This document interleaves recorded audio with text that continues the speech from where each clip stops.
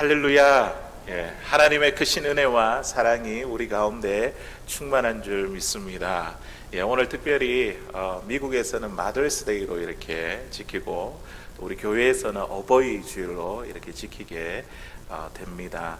우리 이 자리에 우리 나오신 우리 성도님들, 우리 앞뒤 좌우로 보면서 이렇게 한번 인사했으면 좋겠습니다. 먼저 우리 해피 마더스데이 이렇게 인사해 볼까요? 해피 마더스데이.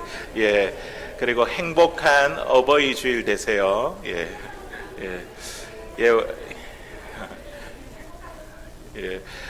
우리가 이제 대부분은 다 이제 어머니 또 아버지가 되시고 이제 부모님을 이미 또 하나님의 품으로 먼저 보냈기 때문에 저희들이 이제 이 자리를 기억하고 생각할 때에 참 우리의 생명의 주관자 되시는 그 하나님이 우리의 영원한 아버지가 되시지 않습니까? 그 하나님 앞에 우리가 감사하며 또 우리 육신적으로 또한 우리의 부모가 대신 우리 그분을 우리 부모님의 또 생명의 전달자죠. 그분의 은혜를 기억하며 또 하나님 앞에 또 감사하고 찬양하며 영광 돌리는 이 하루가 될 수 있기를 바랍니다. 오늘도 말씀을 사모하는 저와 여러분들을 위해서 우리 하나님께서 영의 양식으로 크신 은혜를 예비하고 계신 줄로 믿습니다. 오늘 주신 말씀을 가지고 우리 성령을 근심하게 하지 말라. 우리 같이 따라해 볼까요? 성령을 근심하게 하지 말라. 성령을 근심하게 하지 말라라는 제목으로 같이 말씀의 은혜를 함께 나누기를 원합니다. 우리 근심이라는 말 참 우리가 일상생활에서 많이 사용하고 듣고 있지 않습니까? 이 근심이라는 이 말은요, 우리가 해결하기 어려운 그 문제를 만났을 때에, 그 일을 만나게 될 때에 우리도 모르게 마음이 무거워집니다. 맞죠? 속상해지고 우울해하는 그 마음을 갖게 될 때 우리는 근심한다 이렇게 이야기를 합니다. 우리 건강에 대해서 만약에 건강에 대한 좋지 않은 신호가 나오면 마음에 어떻습니까? 무겁잖아요. 근심이 되고 걱정이 되지 않습니까? 또 우리 가정에서 부부 관계나 아니면 자녀들과의 관계에서 소홀해지면 근심이 생기기도 하고 또 우울해지기도 합니다. 또 경제적인 문제로 또 우리 사업장에서 일터에서 또 여러 가지 상황과 문제 때문에 근심이 생길 때가 많습니다.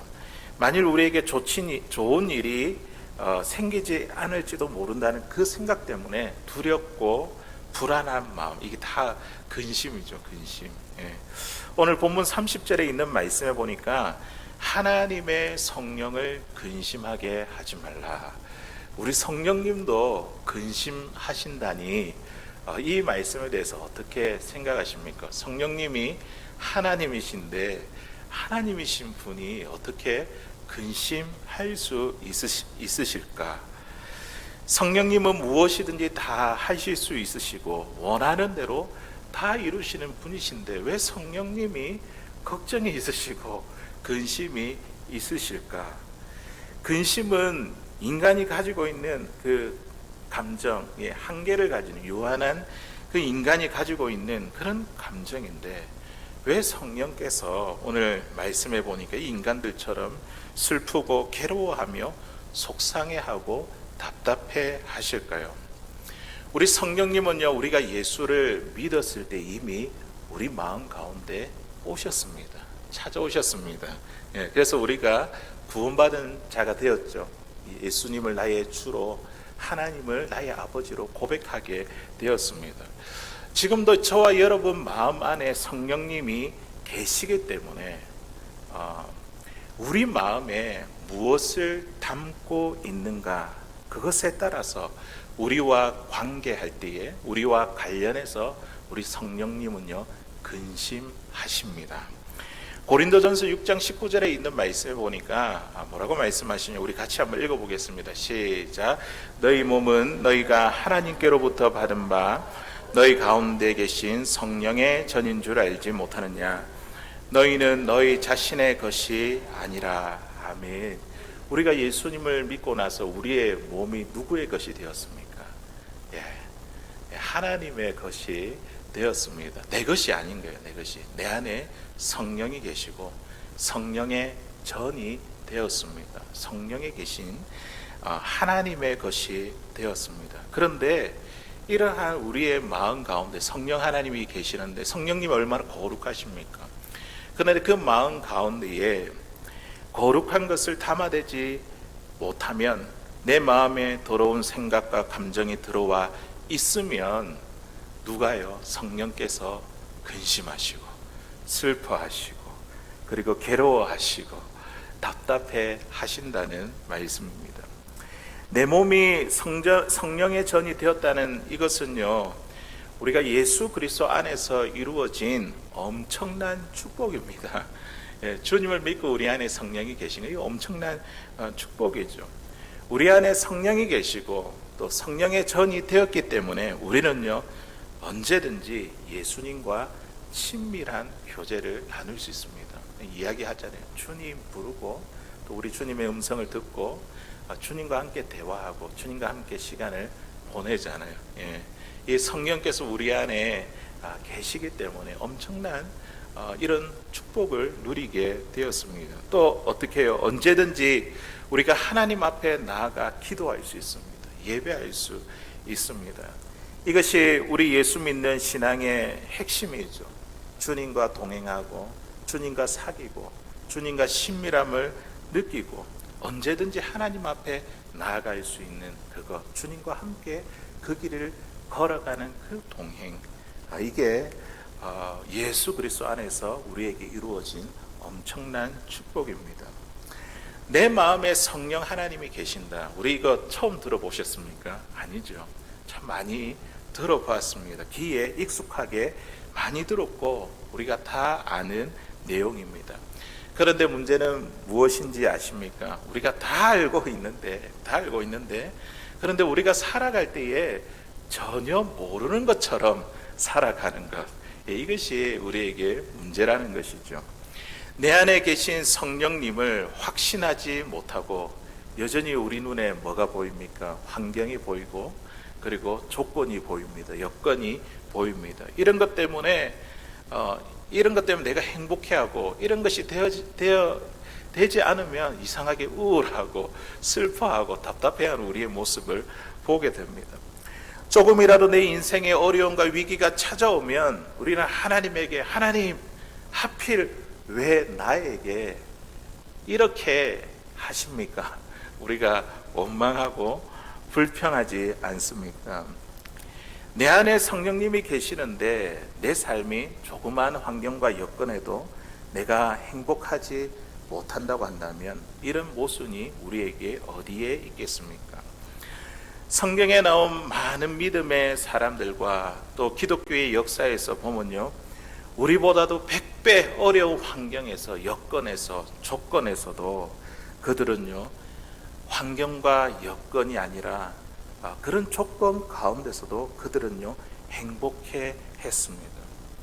고난과 어려움 가운데서도 그들은요, 기쁨과 감사를 잃지 않았습니다. 왜냐하면 그들 마음 안에 있는 성령, 내 마음에 성령이 계시지 확신했기 때문입니다. 사랑하는 성도 여러분, 예수님을 믿는 저와 여러분 안에 성령님이 계십니다. 예수를 믿은 즉시로 이미 우리 마음 가운데 성령께서 오셨습니다. 그리고 우리가요, 성령의 인도가 아니라면 오늘 이 예배의 자리에 앉아 있을 수가 없습니다. 성령께서 인도하셨기 때문에 저와 여러분들이 이 자리에 앉아서 찬양을 하고 또 이 시간에 하나님의 말씀을 듣는 것입니다. 우리 안에 계신 성령님을 우리가 확신한다면요, 환경과 조건에 상관없이 우리는 행복한 삶을 살아갈 수 있습니다. 성령이 우리 안에 계신다. 주의 성령이 우리 안에 계신다. 성령님이 우리 안에 오셨다, 계신다는, 살아계신다는 그런 결정적인 증거가 무엇일까요? 지난 주일날에 우리가 함께 마음의 변화를 말씀을 가지고 함께 말씀을 나누는데, 성령이 우리 마음에 계신다는 결정적인 증거가 무엇이냐면 우리 마음의 변화입니다. 옛사람을 벗어버리고 새 사람의 옷을 입는 것, 그 사이에 중요한 한 가지가 있는데 그게 뭐냐면 바로 마음의 변화입니다. 마음의 변화. 이 마음의 변화는 어떻게 일어난다고요? 예수님이 내 마음에 믿고, 예수님을 믿고 예수님이 내 마음의 주인이 되고 왕이 되면 내 마음의 변화가 나타나는 거죠. 이루어졌죠. 예수님을 믿기 전에 옛사람이었던 우리의 모습들, 주님을 믿음으로 우리가 다 쫓아냈습니다. 예수님이 왕이 되셨잖아요. 우리 인생의 주인이, 내 마음의 주인이 되셨잖아요. 마음의 변화, 주님이 일으키는 그 마음의 변화를 통해 우리가 뭐가 바뀝니까? 입술이 바뀌고, 그리고 우리의 행동이 바뀌고, 그리고 우리의 성품이 바뀌고, 우리의 모습이 바뀌는 그런 새 사람의 변화받은 모습이 일어나는 것, 이게 바로 우리 안에 성령님이 계시다는 증거입니다. 오늘 또 한 가지 성령님이 우리 안에 계시다는 결정적인 증거가 한 가지 더 있습니다. 그게 뭐냐면 바로 성령의 근심입니다. 성령께서 근심한다는 것. 우리 마음에 성령의 근심을 느낀다면 그것은 바로 내 안에 성령님이 계시다는 증거입니다. 성령의 근심은요, 양심의 가책, 이것과는 조금 다릅니다. 일반적으로 사람들이 죄를 지으면 양심의 가책을 느끼죠. 그리고 죄책감을 느낍니다. 하지만 성령의 근심은요, 예수님을 나의 구주로 영접한, 또 성령을 모신 모든 성도님들에게만 있는 그 감정, 그 느낌, 우리 성도님들에게만 이것이 있다는 것이죠. 만일 우리가 기도 생활을 잘 하지 못한다고 할 때에 어떻게 해요? 성령의 근심을 느끼게 됩니다. 예배 생활을 소홀하게 될 때에, 다른 사람을 미워하고 용서하지 못할 때에 괜히 내 마음이 무겁습니다. 경건하게 살지 못할 때에 성령의 근심을 내 마음으로, 우리의 마음으로 느끼게 됩니다. 세상 사람들은 이러한 것을 가지고 마음의 근심을 느끼지 못합니다. 그런데 왜 우리 마음에 자꾸만 이런 마음이 느껴질까요? 우리 안에 성령님이 계시다는 증거죠. 이처럼 마음의 근심이 느껴지는 것, 하나님이 싫어하시는 것이 느껴지는 것, 이것이 바로 성령님이 우리 안에 계시다는 결정적인 증거입니다. 이 성령의 근심은요, 우리 평범한 일상의 삶 가운데 우리가 느낄 수 있습니다. 가정에서, 또 우리 일터에서, 우리 교회에서 만나는 사람들 통해서 우리 마음 가운데 항상 부딪히는 게 있어요. 성령의 근심을 느낄 수 있습니다. 오늘 본문 예배 4장 25절에서 우리 29절까지 있는 말씀 보니까 너무 잘 아는 이야기들인데, 이런 것들을 통해서 성령께서 근심하신다는 것이죠. 우리 같이 한번 읽어보겠습니다. 시작. 그런즉 거짓을 버리고 각각 그 이웃과 더불어 참된 것을 말하라. 서로 지체됨이라. 분을 내어도 죄를 짓지 말며 해가 지도록 분을 품지 말고 마귀에게 틈을 주지 말라. 도둑질하는 자는 다시 도둑질하지 말고 돌이켜 가난한 자에게 구제할 수 있도록 자기 손으로 수고하여 선한 일을 하라. 무릇 더러운 말은 너희 입 밖에도 내지 말고 오직 덕을 세우는데 소용되는 대로 선한 말을 하여 듣는 자들에게 은혜를 끼치게 하라. 아멘. 우리가 성령의 근심을 느끼는 것은요, 어려운 일이 아닙니다. 평범한 우리의 일상 생활 가운데서 성령의 근심을 느낄 수 있습니다. 오늘 말씀처럼 다른 사람을 속이고 이웃에 대해서 거짓말을 하게 될 때에 근심을 느끼게 된다는 것이죠. 분을 품고 화를 내며 싸울 때에, 또 다른 사람의 것을 취해서 내 이득을 취할 때에, 말씀에 도둑질이라고 이렇게 되어 있죠. 그리고 은혜로운 말을 하지 못하고 또 선한 말을 하지 못하고 더러운 말을 하게 될 때 등등, 이러한 일들을 우리 하게 될 평범한 일상 가운데서 이러한 일들이 생길 때에 누가 근심하신다고요? 성령께서 근심하십니다. 그래서 30절에 있는 말씀 보니까 하나님의 성령을 근심하게 하지 말고, 앞에 나오는 이 모든 것들이 하나님의 성령을 근심하게 하는 것이라는 것이죠. 우리가 이 말씀은 처음 듣는 말씀이 아닙니다. 늘 우리가 접하고 듣는 말씀이죠. 구약의 십계명에서도 또 신약의 예수님께 산산수훈에서도 우리가 익숙하게 들어왔던 말씀입니다. 지금 사도 바울이 에베소 교인들에게 권면하고 있잖아요. 이러한 말로 권면하는 이유가 무엇일까요?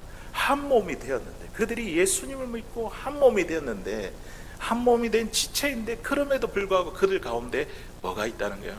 여전히 옛사람의 습관, 거짓말이 있고 분냄이 있고 도둑질이 있고 더러운 말, 이런 옛사람의 모습이 자주 보였기 때문에 지금 사도 바울이 에베소 교회 교인들에게 이렇게 이야기하는 것입니다. 바울은요, 하나님의 성령을 근심하게 하지 말라, 그냥 이렇게 튀어나온 말이 아니라 구약에 있는 그 말씀을 기억하면서 인용하면서 이 이야기를 한 것입니다. 이스라엘 백성들이 광야 생활을 할 때 하나님의 성령을 근심케 했던 일들이 많았습니다. 그 이야기를 두고 지금 이야기한 것이죠.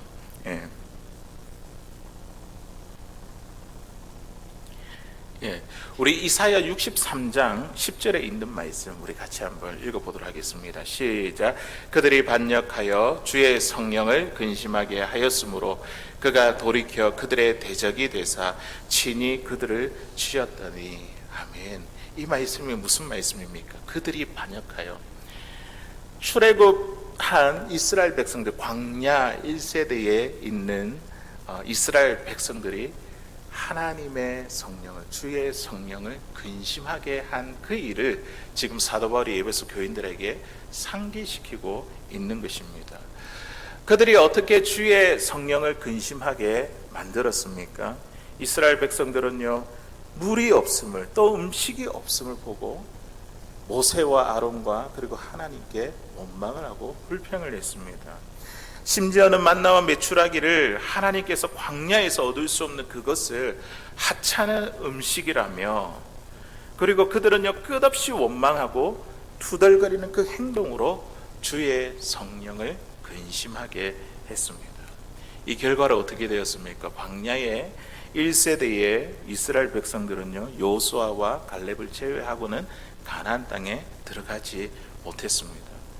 이 일을 두고 바울은요, 에베소 교인들에게 우리 믿음의 조상들이 이러한 일을 벌였기 때문에 그들이 들어가지 못했는데, 그들에게 상기시키면서 교회 안에 일어나는 그 문제들, 성령을 근심하게 하지 말라라고 그렇게 강하게 당부한 것입니다. 성령께서 근심하신다. 우리가 이것을 어떻게 알 수 있을까요? 성령께서 근심하신다는 그 음성을 우리가 어떻게 들을 수 있을까요? 많은 교인들은요, 이런 성령의 음성을 듣기가 어렵다고 그렇게 말합니다. 왜냐하면 성령의 음성은요, 육성으로 듣는 것이 아니라 마음으로 듣는 것이기 때문에, 마음으로. 이 성령이 근심하는 거잖아요. 우리 안에 계시잖아요. 그러면 그게 우리가 마음으로 들려지는 것입니다. 성령께서 원하지 않는 일은 내 마음이 왠지 무겁게 느껴집니다.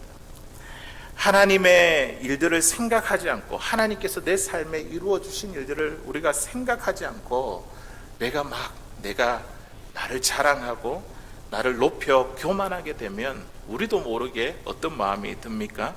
왠지 마음이 무겁게 느껴집니다. 다른 사람을 용서하지 못하고 미워하게 되면 왠지 마음이 무겁습니다. 말씀과 기도와 예배 생활에 소홀하게 되면 왠지 무거운 마음이 느껴집니다. 주님과 함께 보내는 시간이 점점 줄어들면 내가 너무 바쁘고 분주하기 때문에 주님 앞에 나가는 시간, 이 시간이 줄어들면 왠지 내 마음이 무겁습니다. 이러면 안 된다는 마음이 듭니다. 이러한 일들이 성령께서 우리의 마음에 하시는 말씀이라는 것이죠. 주일이 되면 하나님 앞에 나와 우리가 예배 드려야지 마음속에 생각나는 것, 이건 역시도 여러분의 생각이 아닙니다. 성령께서 우리에게 예배 드릴 마음을 주시지 않았다고 한다면 우리는요, 이 자리에 오지 못했을 것입니다. 우리 안에 성령께서 우리에게 예배 드릴 생각을 주셨기 때문에 그것에 따라서 우리가 이 자리에 나온 것입니다. 그러므로 우리 안에 성령이 계시다는 게 확실하죠. 확실한 증거가 되죠. 우리 로마서 8장 5절 6절에 있는 말씀 우리 같이 한번 읽어보겠습니다. 시작.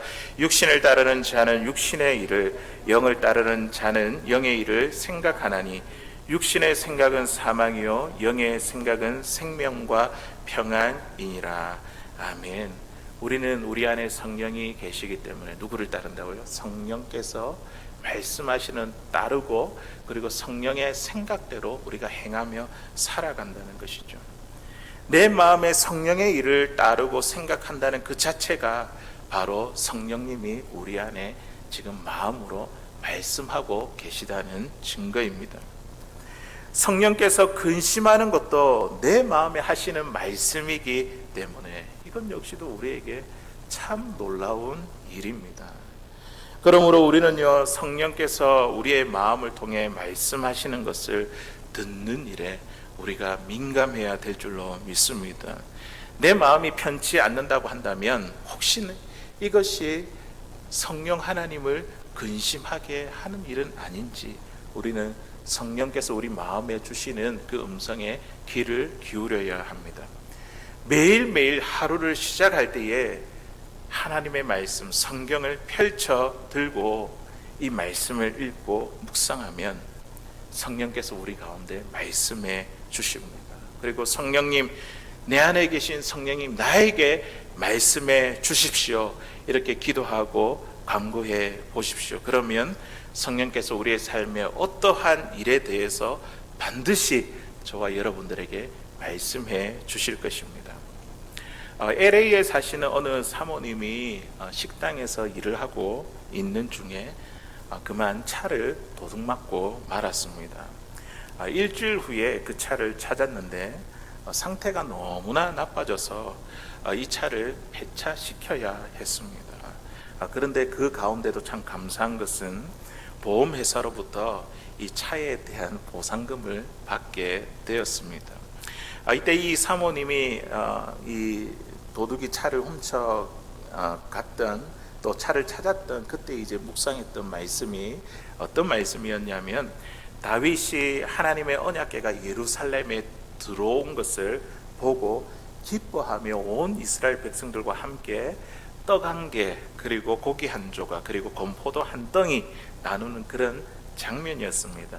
우리도 익숙하지 않습니까? 우리도 똑같이 우리 생명의 삶 말씀을 우리가 지난번에 묵상할 때 이 말씀이 그대로 나왔습니다. 다윗이 베푼 잔치는요, 왕의 신하만 참여하는 그런 왕의 진미가 가득한 그런 잔치가 아니었습니다. 음식이 얼마나 소박합니까? 고기 하나, 그리고 떡 한 덩이, 그리고 건포도 떡 한 덩이, 얼마나 소박합니까? 소박하지만 온 백성과 함께 기쁨을 나누는 그런 잔치였습니다. 이 사모님이 이 말씀을 묵상하는 가운데에 이런 마음이 들었습니다. 보상금의 일부를 가지고 함께 말씀을 나누는 사모님들과 함께 기쁨을 나누라, 이런 성령의 음성을 듣게 되었습니다. 남편의 목회를 도우면서 주중에는 생활비를 감당해야 되는 이런 빠듯한 삶 가운데서도 어떻게 이분이 그 일부를 다른 분들과 함께 나눌 수 있었을까요? 그것은 바로 그분 안에 성령이 계시고, 그리고 성령께서 하시는 말씀을 통해 또 그 마음속의 음성을 들려주셔서 그 말씀대로 행했고 말씀대로 생각했기 때문이죠. 이것이 바로 그분 안에 성령님이 계시다는 증거입니다. 성령님의 음성을 들으려고 우리가 성경을 펼치면요, 성령께서 저와 여러분들에게 말씀해 주십니다. 여기서 우리가 한 가지 의문이 생기는데, 그것이 무엇인가 하면, 예수님을 믿으면 이미 우리 마음 가운데 성령 하나님이 계시고, 또 더러운 생각, 더러운 감정들을 내 마음에 들이면 성령께서 근심하시는데, 어떻게 예수를 믿은 우리가 계속해서 거짓말도 하고 또 화를 내며 싸우기도 하고 다른 사람을 속여 도적질도 하며 이렇게 더러운 말을 또 내뱉고 이렇게 할 수 있을까요? 세상 사람들은 왜 불신자보다 왜 믿는 사람들이 더 못하다 이렇게 이야기를 하며 왜 그렇게 말하고 행동할 수 있는가? 우리가 왜 이런 비난을 들을 수 있을까요? 그에 대한 대답이 27절에 있습니다. 27절에 있는 말씀에 보니까 뭐라고 말씀하냐면 마귀에게 틈을 주지 말라. 마귀에게 틈을 주지 말라. 우리가 예수님을 믿고 우리 마음 가운데 성령이 계시지만 마귀의 틈을 타면 우리의 마음이 마귀에게 빼앗길 수 있기 때문입니다. 마귀가 우리 마음의 자리를 잡으면 죄에 사로잡히게 만들어 버립니다. 에베소 교인들에게 이미 옛사람을 벗고 새 옷을 입은 사람이 되었는데 그들 가운데서 오늘 이야기한 이런 죄의 덕목들, 이런 것들이 죄에 대한 마음들이 들어온 이유가 그들 마음 가운데 마귀가 틈탔기 때문이죠. 마귀에게 마음을 빼앗겨 버렸기 때문입니다. 그래서 사도 바울은요, 에베소 교인들에게 마귀에게 틈을 주지 말라 이렇게 당부하는 것입니다. 오늘 이 말씀을 읽고 있는 저와 여러분들에게 성령께서 우리에게 주시는 음성인 줄로 믿습니다. 마귀에게 틈을 주지 말라. 예수님을 믿는데 우리가 어떻게 그렇게 말할 수 있고 그렇게 행동할 수 있는가? 그렇게 살 수 있는가? 그렇게 할 수 있다는 거죠. 그렇게 살 수 있다는 것이죠. 마귀에게 틈을 주고 마음을 빼앗겨 버리면 마귀가 그렇게 만들어 버립니다. 우리가 마귀에게 마음의 문을 열어주는 것 어려운 일일까요? 쉬운 일일까요? 참 간단한 일입니다. 혹시 여러분들 가운데에 화가 나는 일이 있습니까? 또 용서하지 못할 일이 있습니까? 그러면 그날 화를 풀지 말고 그 밤을 넘겨 보십시오. 분을 마음에 품고 그 밤을 한번 지내 보십시오. 그러면요, 마귀가 내 마음에 들어와 있습니다. 내 마음이 마귀에게 온통 다 빼앗겨 버립니다. 우리가 그런 경험을 할 때가 얼마나 많이 있습니까? 제가 이제 최근에 매주 이제 주일이 되면 오후에 유타 파크에 저기에 아이들 두 자녀와 함께 그 파크에 가서 테니스 코트에서 테니스를 이렇게 칩니다. 아이들과 이 테니스 경기를 하다가 지난 주일 날에 있었던 일이거든요. 점수 계산하는 방법을 가지고 내가 옳으니 네가 옳으니 그런 실랑이가 벌어졌습니다. 서로 자기가 이기는 방법이 이렇게 서로 자기가 아는 방법이 스코어를 점수를 매기는 방법이 옳다고 주장하다가 그만 서로가 화를 내고 감정이 상해 버렸습니다. 저에게도 더 이상 테니스 칠 마음이 없었습니다. 이제 그만하자 이래 늘 알아서 해라 하고 제가 자리에 앉았습니다. 딸이 저에게 와서 아빠 그냥 테니스를 치자 이렇게 이야기를 했습니다. 그렇게 말했지만 저는 하지 않겠다고 했습니다. 결국 짐을 챙기고 집으로 돌아오는데 집으로 오는 그 차 안에서 아무런 말도 하지 않았습니다. 그리고 이 일을 두고 제 아내와 함께 대화를 나누면서 제가 그때 상황을 생각해 보니까 정말 아무것도 아닌 일인 거예요. 아무것도 아닌 일인데 저는 전 나름대로 아빠니까 아빠 자존심을 세운다고 그렇게 이제 토라지고 그랬던 건데 딸에게 상처를 주고 관계가 틀어졌다고 생각하니까 참 제 마음이 불편했습니다. 그리고 나서 딸 방에 들어가서 아빠가 화내서 미안하다고 사과를 했습니다. 제가 지금 그때 일을 생각해 보니까 그때 불편했던 이 감정이 성령께서 내 마음에 근심하셨던 것이었습니다. 그날 설교, 지난주 이제 설교잖아요. 마음의 변화에 대해서 이렇게 설교를 하고 제가 마음에 아무 생각이나 아무 감정이나 들여놓지 말라고 이렇게 설교를 해놓고는 보니까 제가 그러고 있는 거예요. 그 저녁에 참 제 마음이 불편하고 힘들었습니다.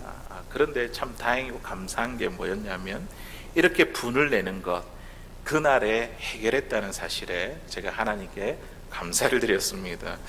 요한일서 3장 8절에 있는 말씀에 보니까 우리 같이 읽어보겠습니다. 시작.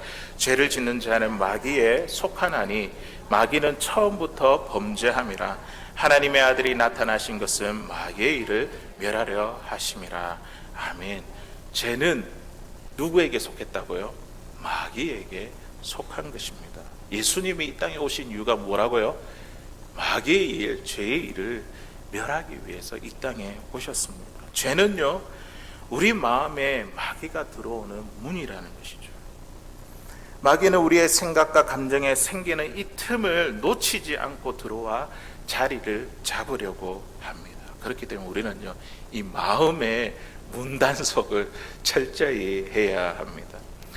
이스라엘의 초대 왕이었던 이 사울을 한번 보십시오. 그가 이 초대 왕이었지만 다윗이, 신하인 다윗이 승승장구하는 이 모습을 보고 그 마음에 미워하는 마음이 생겼습니다.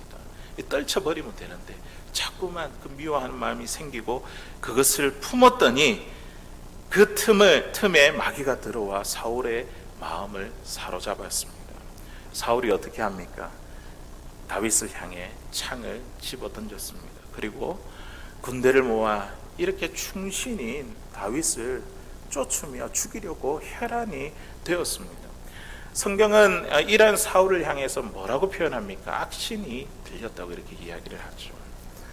그리고 우리 다윗을 또 볼까요? 다윗을 보면요, 하나님의 마음에 합한 자라고 칭찬을 들었던 이 다윗도요, 그에게 음란한 마음이 들었습니다.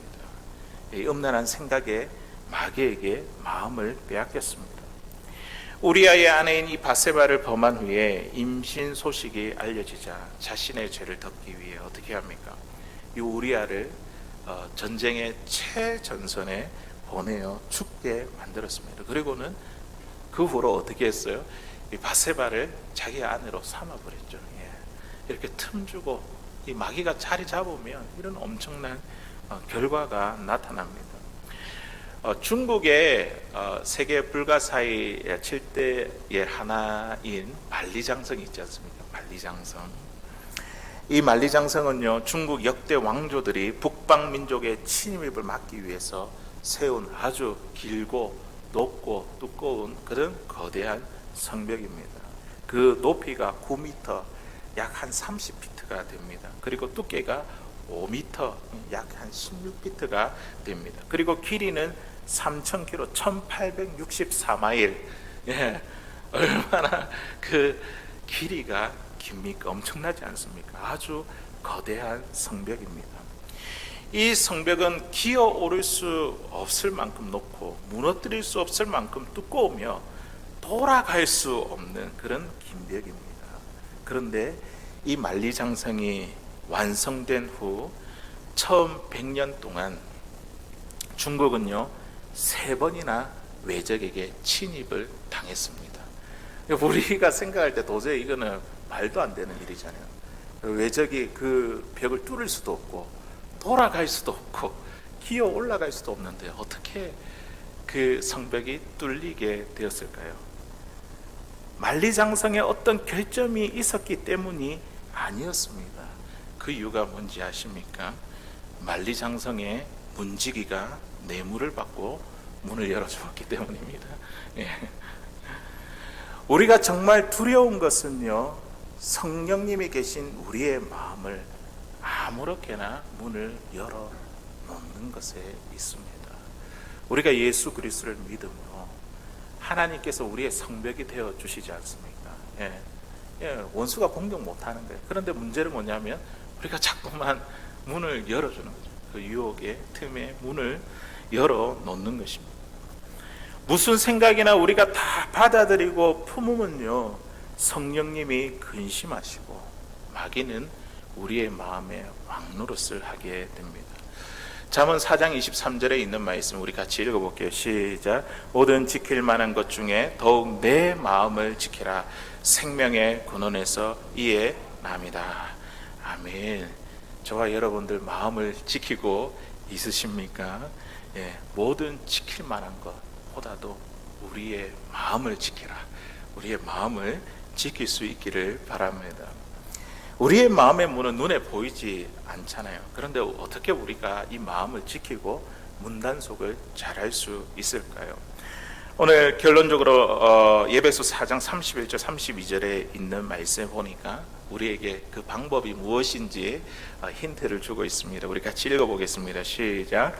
너희는 모든 악독과 노함과 분냄과 떠드는 것과 비방하는 것을 모든 악의와 함께 버리고 서로 친절하게 하며 불쌍히 여기며 서로 용서하기를 하나님이 그리스도 안에서 너희를 용서하신 같이 하라. 아멘. 이런 모든 악한 생각을 버리고 말을 버리고 또 어떻게 해요? 서로 친절하게 하고 불쌍히 여기며 용서하는 것. 내 힘으로 할 수 있습니까? 없습니까? 못합니다. 우리 너무 약하잖아요. 할 수 없습니다. 그런데 제일 마지막에 뭐라고 나와 있습니까? 하나님이 그리스도 안에서 너희를 용서하신 같이 하라.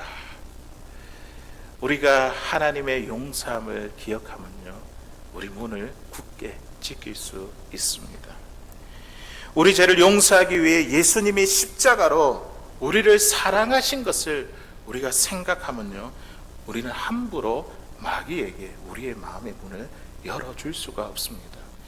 내가 심판받아야 할 그 자리에 예수님이 대신 심판을 받으셨는데 우리가 어떻게 아무렇게나 내 마음의 문을 마귀에게 열어주겠습니까? 하나님의 끝없는 용서와 변함없는 은혜와 그 사랑, 그것이 우리의 문을 닫게 만든다는 거죠. 그렇기 때문에 우리는요, 날마다 주님을 바라봐야 돼요. 주님을 바라봐야 돼요. 주님의 그 사랑과 은혜와 용서를 우리가 기억하고 바라보아야 됩니다. 1904년 영국 웨일즈에 영적 부흥이 일어났을 때의 일입니다. 교회마다 사람들이 막 변화되고 큰 부흥이 임했다는 소문이 막 지역마다 퍼졌습니다. 보석 가게를 경영하던 한 상인이 그럼 나도 한번 교회에 나가보지 하고 교회에 나갔습니다. 그러나 자신이 들었던 그 소식과 달리 교인들을 보니까 예배 시간에 그냥 크게 찬양을 하고 그리고 기도할 때 우는 것 외에 그런 특별한 것이 없었습니다. 그를 감동시킬 만한 것이 없었습니다. 부흥이 별 것 아니구나. 그런 생각에 교회에 갈 마음이 사라졌습니다. 그런데 며칠 후에 한 청년이 자기 가게에 오더니 자기가 이 보석 가게에서 보석을 훔친 일이 있다고 보석을 내놓으며 용서를 구하는 것이었습니다. 주인이 너무 깜짝 놀랐습니다. 잊어버렸는데요. 어떻게 이런 결심을 하게 되었냐며 이 청년에게 물어보았습니다. 그러니 이 청년이 뭐라고 하냐면 내 마음에 성령이 임하여 회개하라, 배상하라, 그 음성을 듣는데 자기가 가만히 있지 못하겠다는 것이죠. 그러면서 이렇게 용서를 구하며 이 자리에 오게 되었다고 고백을 하는 것이었습니다. 보석 상인은요, 이 일을 보면서 엄청 충격을 받았습니다. 그리고 나서 다시 교회에 나아가 예수님을 영접하게 되었습니다. 다른 사람에게 용서를 구하는 것, 이게 어찌 내 마음대로 되겠습니까? 맞죠? 용서를 구하는 것, 내 힘으로 되겠습니까? 또 용서를 구하는 자를 용납하는 것, 여러분 내 잘못했다고 용서를 구할 때 용납하는 것도요 쉽지 않습니다. 이것도 어찌 내 마음대로 되겠습니까? 오늘 말씀해 보니까 하나님이 그리스도 안에서 나를 용서함 같이 주님께서 나를 용서해 주셨는데 그 용서함 같이 하나님의 그 용서를 바라보지 않으면 주님의 십자가의 은혜를 알지 못하면 우리는요, 우리 마음에 들어오는 이 마음의 문을요 굳게 지킬 수가 없습니다. 주님을 바라보지 않고는, 이 주님의 용서와 은혜와 사랑을 바라보지 않고는요, 우리는요 우리 마음에 들어오는 이 생각과 감정들, 이 마음의 문을 굳게 지킬 수가 없습니다. 사랑하는 성도 여러분, 예수를 믿는 우리의 마음에 이미 성령께서 오셨습니다. 이미 저와 여러분들 마음에 성령이 계십니다. 성령께서 날마다 우리에게 말씀하십니다. 우리에게 말씀하시죠. 그리고 우리의 삶을 인도하십니다. 오늘 우리가 이 예배의 자리에 앉아 있다는 그 자체가 성령께서 우리 안에 계시다는 증거입니다.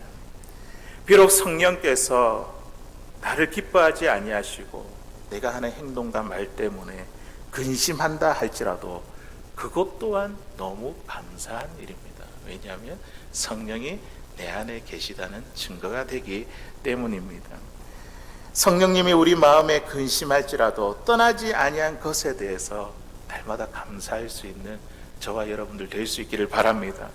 우리가 마귀에게 마음의 문을 굳게 닫고 성령 하나님께 마음의 문을 활짝 여는 사랑하는 저와 여러분들 다 될 수 있기를 주의 이름으로 간절히 소원합니다.